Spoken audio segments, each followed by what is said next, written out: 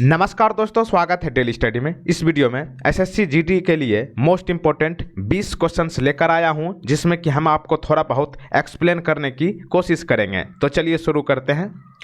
पहला प्रश्न आपके स्क्रीन पर है, निम्नलिखित में से कौन सा भारतीय राज्य नेपाल के साथ अपनी सीमाओं को साझा नहीं करता है। यानी कि आपको इन ऑप्शंस में से उस राज्य का नाम बताना है जो राज्य नेपाल के साथ अपनी सीमा साझा नहीं करती है। आपको समय 3 सेकंड दिए जाएंगे। आपका समय शुरू होता है अब। सही जवाब है ऑप्शन नंबर डी, असम। अगर आप यहाँ पे देखें मैप में, ये है ब्लू कलर का नेपाल और इससे सटे भारत का राज्य उत्तराखंड है, उत्तर प्रदेश, बिहार और यहाँ पे सिक्किम, और थोड़ा सा इलाका आपका ये पश्चिम बंगाल का भी यानी कि वेस्ट बंगाल का भी लगता है। अगर आप असम को देखें तो असम यहाँ पे 7 सिस्टर्स के अंतर्गत आती है। तो यहाँ पे आप देख सकते हैं असम, और असम का कोई ताल्लुक नेपाल के साथ नहीं है, इसलिए ऑप्शन डी सही जवाब है। अगला प्रश्न, क्वेश्चन नंबर 2, मोहिनी अट्टम एक पारंपरिक नृत्य भारत के किस राज्य में उत्पन्न हुआ है। मोहिनी अट्टम भारत के किस राज्य से संबंधित है। सही जवाब होगा यहां पर ऑप्शन नंबर सी, केरल। तो देखिए, आपको यह ध्यान रखना है मोहिनी अट्टम केरल से संबंधित है, लेकिन मोहिनी अट्टम से मिलता हुआ एक और अन्य नाम है जिनका नाम है भरतनाट्यम। ठीक ना, भरतनाट्यम जो है तमिलनाडु से संबंधित है और मोहिनी अट्टम आपका केरल से। वैसे आपको कुछ और नृत्य याद रखना है, जैसे कि कथक, ये उत्तर प्रदेश से संबंधित है, और उत्तराखंड भी अगर ऑप्शन में मिले तो वहां पे आप उत्तराखंड को भी कर सकते हैं। ठीक ना, यूके मतलब उत्तराखंड, एक होता है यूनाइटेड किंगडम जो कि कंट्री है, लेकिन हम उत्तराखंड की बात कर रहे हैं, यूके। कथकली जो है आपका केरल से संबंधित है। कुचिपुड़ी पूछा जाता है, ये आंध्र प्रदेश से, और ओडिसी ओडिशा से। सत्या जो है ना, ये आपका असम से संबंधित है, और मणिपुरी जो है मणिपुर से, और मोहिनी अट्टम आपका केरल से। देखिए, आपको बिहू के बारे में काफ़ी जानकारी है, लेकिन आपको ये भी ध्यान रखना है कि सतरिया, ठीक ना, ये सत्रिया लिखा हुआ है, सतरिया। ठीक ना, सतरिया जो है असम से ही संबंधित है। ये अब पूछा जाता है, पहले बिहू पूछा जाता था, लेकिन ये काफ़ी लोगों को पता चल गया, अब ये नहीं पूछा जाता है, सतरिया के बारे में पूछा जाता है। सतरिया आपका असम से है। अगला प्रश्न देखिए, इनमें से किस हिमालयी क्षेत्र को शिवालिक के नाम से जाना जाता है। यह एसएससी जीडी के 2019 में पूछा हुआ प्रश्न है। शिवालिक जो है किस हिमालयी क्षेत्र को कहा जाता है। तो यह होगा आपका बाह्य हिमालय। ऑप्शन नंबर सी यहाँ पे सही जवाब है। तो देखिए, शिवालिक का दूसरा नाम है बाह्य हिमालय, और ये जो है भारत में कहाँ से कहाँ तक फैला हुआ है, जम्मू से लेकर असम तक फैला हुआ है। क्वेश्चन नंबर नेक्स्ट, निम्नलिखित में से किसे महाभियोग के प्रक्रिया द्वारा हटाया जा सकता है। महाभियोग को इंग्लिश में क्या कहते हैं, इम्पीचमेंट। ठीक ना, इम्पीचमेंट के मदद से इनमें से किसे हटाया जा सकता है। भारत के प्रथम नागरिक, भारत के राष्ट्रपति को महाभियोग द्वारा हटाया जाता है। ऑप्शन नंबर ए यहाँ पे सही जवाब। लेकिन आपसे ये पूछा जा सकता है, संविधान के किस अनुच्छेद के तहत भारत के राष्ट्रपति पर महाभियोग की प्रक्रिया लगाया जाता है। अनुच्छेद 61। और राष्ट्रपति को किस लिए महाभियोग द्वारा हटाया जा सकता है। तो देखिए, संविधान के उल्लंघन या फिर कोई गलत चीज़ में पकड़े जाने के बाद, वैसे भारत के सबसे बड़े नागरिक हैं तो ये तो वैसा नहीं करते हैं, लेकिन हुआ भी नहीं है अभी तक, ऐसा किसी को भी जो है हटाया नहीं गया है। तो आप समझ सकते हैं कि कुछ फॉल्ट पाए जाने के कारण ही आप राष्ट्रपति को महाभियोग के माध्यम से हटा सकते हैं। तो ऑप्शन ए यहाँ पे सही जवाब है। क्वेश्चन नंबर नेक्स्ट, इनमें से किस ब्लड ग्रुप को यूनिवर्सल रिसीवर कहा जाता है। रिसीवर मतलब क्या, रिसीव करने वाला यानी कि प्राप्तकर्ता। इनमें से किस ब्लड ग्रुप को सर्वग्राही ब्लड ग्रुप कहते हैं, यानी कि प्राप्तकर्ता कहते हैं। तो ये होगा आपका ए बी पॉजिटिव। ध्यान रहे, ए बी पॉजिटिव होना चाहिए। एक होता है ए बी माइनस वाला, वो नहीं, ए बी पॉजिटिव होगा तब जो है आप किसी का ब्लड आप ले सकते हैं। लेकिन ये तो ले सकता है, किसी का ब्लड ग्रुप कौन ले सकता है, ए बी पॉजिटिव। लेकिन किसी को कौन सा ब्लड ग्रुप है जो किसी को दे सकता है, तो ये होगा आपका ओ माइनस वाला, ठीक ना। यानी कि ओ नेगेटिव वाला ब्लड ग्रुप जो है किसी को दे सकता है, यानी कि सर्वदाता कहलाता है कौन सा ब्लड ग्रुप, ओ नेगेटिव, और सर्वग्राही कौन कहलाता है, ए बी पॉजिटिव। लेकिन सबसे इंपॉर्टेंट, ब्लड ग्रुप की खोज किसने की है, कार्ल लैंडस्टीनर। इसलिए ब्लड ग्रुप के पिता किसे कहा जाता है, कार्ल लैंडस्टीनर को। यह आप ध्यान रखिएगा।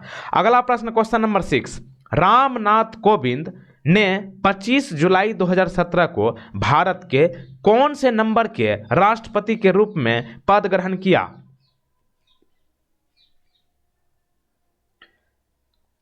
जैसा कि आपको पता है वर्तमान में भारत के राष्ट्रपति रामनाथ कोविंद हैं। इन्होंने 25 जुलाई 2017 को पद पर ग्रहण किए थे। और ये कौन से नंबर के राष्ट्रपति के रूप में पद ग्रहण किए, 14वें। ऑप्शन नंबर सी यहाँ पे सही जवाब है, ठीक ना, 14।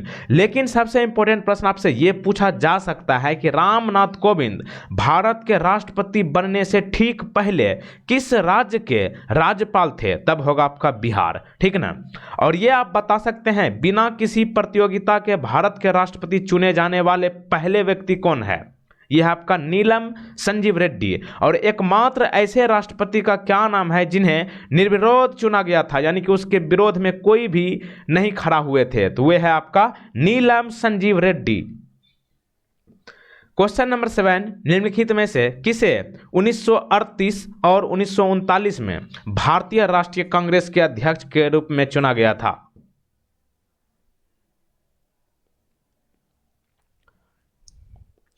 अगर आपको आज़ाद हिंद फौज की स्थापना के बारे में पता होगा तो आप लोग आसानी से कर पाए होंगे। तो देखिए, सुभाष चंद्र बोस को जो है 1938 और 1939 में भारतीय राष्ट्रीय कांग्रेस के अध्यक्ष के रूप में चुना गया था। वैसे आपको बता दूं, अगर आपसे ये पूछा जाए कि 1938 में कहाँ के अधिवेशन में सुभाष चंद्र बोस को भारतीय राष्ट्रीय कांग्रेस के अध्यक्ष के रूप में चुना गया था, यह होगा आपका हरिपुरा अधिवेशन, जो कि 1938 में हुआ था।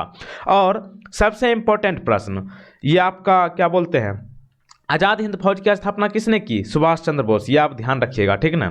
और 1885 में बॉम्बे में कौन सा सत्र आयोजन किया गया था कांग्रेस का, प्रथम, ठीक ना। यानी कि इस तरह से पूछेगा कि प्रथम सत्र जो है कांग्रेस का सबसे पहले कब हुआ था और कहाँ हुआ था, 1885 में और बॉम्बे में हुआ था।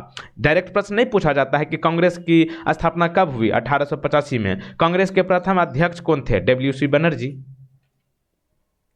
क्वेश्चन नंबर 8, ओलंपिक में पदक जीतने वाली पहली भारतीय महिला कौन है। ओलंपिक में पदक जीतने वाली पहली भारतीय महिला आपका कर्णम मल्लेश्वरी है। ऑप्शन नंबर ए सही जवाब। अगला प्रश्न कंप्यूटर से संबंधित, इनमें से कौन सा एक लीवर है, यानी कि एक डिवाइस है जिसे कंप्यूटर मॉनिटर या एक छवि की गति को नियंत्रित करने के लिए कई दिशाओं में ले जाया जा सकता है। मॉनिटर मतलब समझ रहे हैं, स्क्रीन, जो कि आप अभी वीडियो जो देख रहे हैं ये एक प्रकार का आपके लिए मॉनिटर है। यानी कि आप समझिए कि कंप्यूटर पर अगर आप देख रहे हैं तो ये आपका मॉनिटर हो गया। और मॉनिटर में एक छवि मतलब क्या, फोटो, जिसे इमेज कहते हैं, चित्र, इसकी गति को नियंत्रित करने के लिए दिशाओं में ले जाया जा सकता है, यानी कि बदल सकता है। उस डिवाइस का क्या नाम है। वैसे चित्र आपके सामने है लेकिन आपको डिवाइस का नाम नहीं पता होगा। इस डिवाइस का नाम है Joy stick. Option number A यहाँ पे सही जवाब है। वैसे आपको बता दूं कि अगर आप गेम खेलते होंगे या फिर गेम खेलने वालों को देखिएगा तो वो जो है इसी डिवाइस का प्रयोग करता है। इससे जो है गेम को हैंडल करने में काफ़ी आसान होता है। देख सकते हैं लेफ्ट राइट ऐसे कर करके बहुत सारे ऑप्शन इसमें दिए गए हैं। इसका नाम है जॉय स्टिक, ठीक ना। और इसकी मदद से आपका मॉनिटर को भी हैंडल किया जाता है। अगला देखिए, लाखों साल पहले भारतीय उपमहाद्वीप मुख्य भूमि से अलग हो गया था, जिसे एक बड़े सागर के रूप में जाना जाता है, उसका क्या नाम है।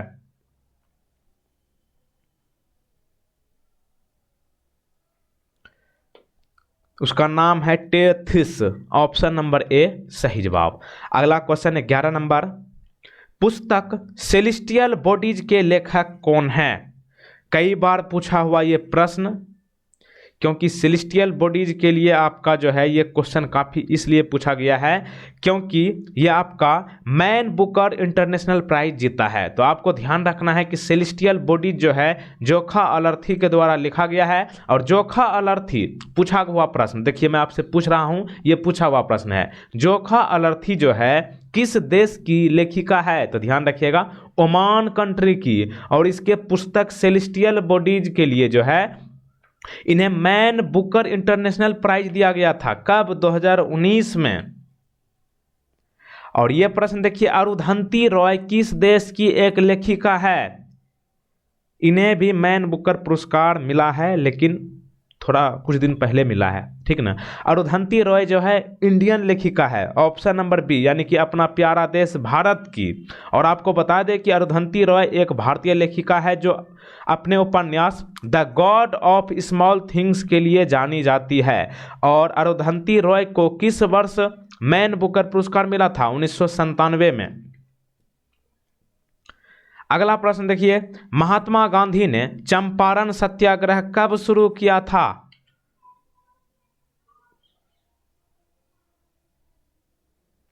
महात्मा गांधी ने चंपारण सत्याग्रह 1917 में शुरू किया था, ऑप्शन नंबर सी। और आपको बता दें कि चंपारण सत्याग्रह भारत में गांधी जी द्वारा पहला सविनय अवज्ञा आंदोलन था। क्वेश्चन नंबर नेक्स्ट, कौन सी परत हमारे वायुमंडल की ऊपरी सीमा है?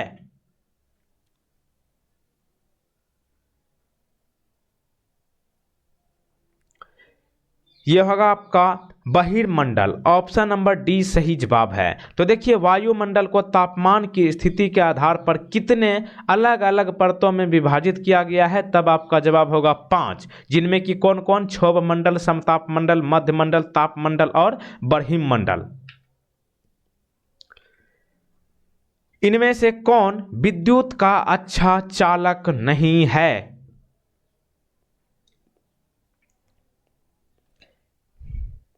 विद्युत का अच्छा चालक इनमें से ब्रोमीन नहीं है, ऑप्शन नंबर सी यहाँ पे सही जवाब होगा।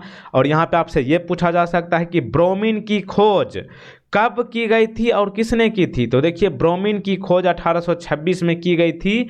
ये आपका इनका नाम था एंटोनी जेरेम बार्लार्ड, और ये फ्रांसीसी रसायनज्ञ थे। और ब्रोमीन की परमाणु संख्या कितनी होती है?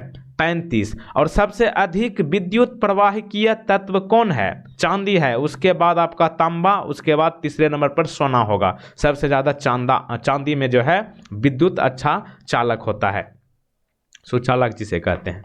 अगला देखिए, देशभक्ति गीत सारे जहां से अच्छा की रचना किसने की?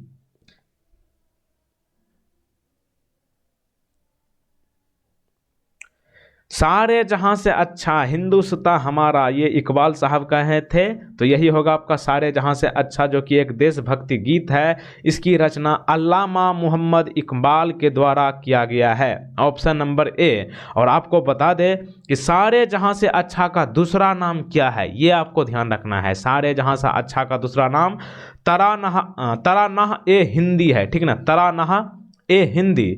और ये मोहम्मद इकबाल द्वारा लिखित एक उर्दू भाषा का देशभक्ति गीत है। और ये कविता जो है 16 अगस्त 1904 को साप्ताहिक पत्रिका इत्तेहाद में प्रकाशित हुई थी।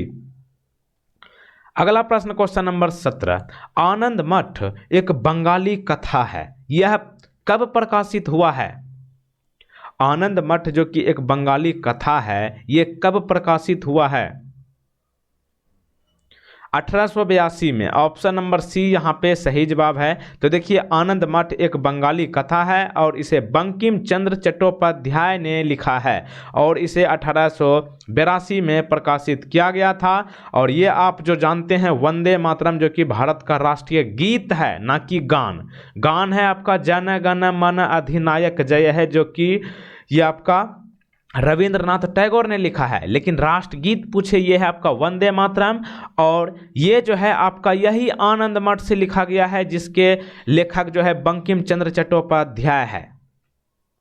क्वेश्चन नंबर 18 बहुत इंपॉर्टेंट, रविंद्रनाथ टैगोर भारत के अलावा एक और देश का राष्ट्रीय गान लिखा है, उस देश का क्या नाम है? मैंने अभी अभी आपको बताया कि भारत का राष्ट्रगान है जन गण मन अधिनायक जय है, इसके लेखक रविंद्रनाथ टैगोर है, ठीक ना।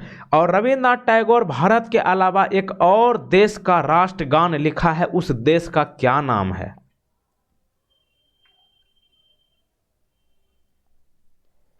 उस देश का नाम है बांग्लादेश। ऑप्शन नंबर डी यहाँ पे सही जवाब है। और बांग्लादेश का राष्ट्रगान का क्या नाम है? हमार सोनार बांग्ला। ध्यान रखिएगा, हमार सोनार बांग्ला जो कि बांग्लादेश का राष्ट्रगान है, इसके रचयिता रविंद्रनाथ टैगोर ही है।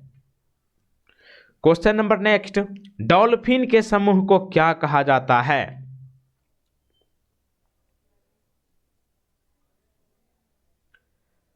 डॉल्फिन के समूह को पोड कहते हैं। ऑप्शन नंबर बी सही जवाब है। और डॉल्फिन जो है भारत का कौन सा पशु है? भारत का राष्ट्रीय जलीय पशु है, ठीक ना। और भारत का राष्ट्रीय जल पशु डॉल्फिन को कब घोषित किया गया? 2005 में। किसके द्वारा? मनमोहन सिंह सरकार द्वारा।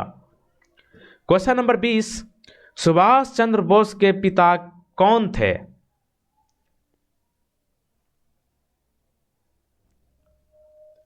सुभाष चंद्र बोस के पिता का नाम जानकी नाथ बोस थे। ऑप्शन नंबर बी यहाँ पे सही जवाब है। तो देखिए, सुभाष चंद्र बोस का जन्म कहाँ हुआ था? ओडिशा में। ओडिशा के कहाँ में हुआ था? कटक में हुआ था। और आज़ाद हिंद फौज की स्थापना सुभाष चंद्र बोस द्वारा किया गया था। कब? 1943 ईस्वी में, ठीक ना। कहीं कहीं 1942 भी मिलता है, कहीं कहीं 1943। तो आपको दोनों में से एक ही ऑप्शन मिलेगा, तो आप कर लीजिएगा। और फॉरवर्ड ब्लॉक की स्थापना किसने की? सुभाष चंद्र बोस ने ही की है। इसी के साथ 20 क्वेश्चन आपका कंप्लीट हो चुका है। एक प्रश्न आपके लिए है, जैसा कि मैंने आपको बताया था कि राष्ट्रपति को महाभियोग के द्वारा हटाया जा सकता है जब राष्ट्रपति को कोई फॉल्ट में पाया जाए, कुछ गड़बड़ी, तब, ठीक ना। आप ये बताइएगा कि राष्ट्रपति बनने के लिए न्यूनतम आयु कितनी होनी चाहिए? इस प्रश्न का सही जवाब आपको नीचे कमेंट बॉक्स में बताना है। और अंत में आपको वही बोलूँगा, वीडियो को आप लाइक जरूर कीजिएगा और अपने दोस्तों के साथ इस वीडियो को शेयर जरूर कीजिएगा।